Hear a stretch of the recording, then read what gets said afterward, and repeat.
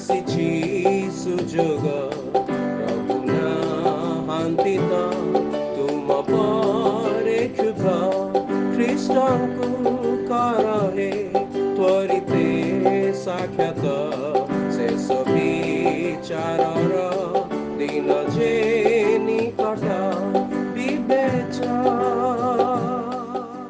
প্রিয় শ্ରୋତା ବନ୍ଧୁ ପ୍ରଭୁ ଯୀଶୁ ଖ୍ରୀଷ୍ଟଙ୍କ ବହୁମୂଲ୍ୟ ନାମରେ ଆପଣଙ୍କୁ ଶୁଭେଚ୍ଛା। ପବିତ୍ର ବାଇବଲର ମାଥ୍ୟୁ ଲିଖିତ ସୁସମାଚାର 15 ଅଧ୍ୟାୟର 25 ପଦରେ ଆମେ ଏହିପରି ପାଠ କରୁ। କିନ୍ତୁ ସେହି ସ୍ତ୍ରୀ ଆସି ତାହାଙ୍କୁ ପ୍ରଣାମ କରି କହିବାକୁ ଲାଗିଲା, ହେ ପ୍ରଭୁ, ମୋର ଉପକାର କରନ୍ତୁ।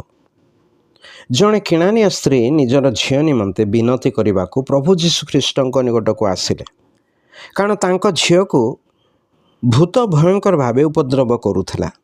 ସେ ପ୍ରଭୁଙ୍କ ନିକଟକୁ ଆସିବା ବେଳେ ଶିଷ୍ୟମାନେ ତାଙ୍କୁ ଅଟକାଇବାକୁ ଚେଷ୍ଟା କଲେ, ତଥାପି ସେ ସବୁକୁ ଭ୍ରୂକ୍ଷେପ ନ କରି ପ୍ରଭୁଙ୍କ ନିକଟକୁ ସେ ଆସିଲେ। ତାହାଙ୍କୁ ପ୍ରଣାମ କରି କହିଲେ, ହେ ପ୍ରଭୁ, ମୋର ଉପକାର କରନ୍ତୁ। ଯଦିଓ ପ୍ରଭୁଙ୍କ ନିକଟକୁ ଆସିବା ପାଇଁ ଅନେକ ବାଧା ଥିଲା, ତଥାପି ସେ ହାର ନ ମାନି ପ୍ରଭୁଙ୍କ ନିକଟକୁ ଭରସା କରି ଆସିଲେ।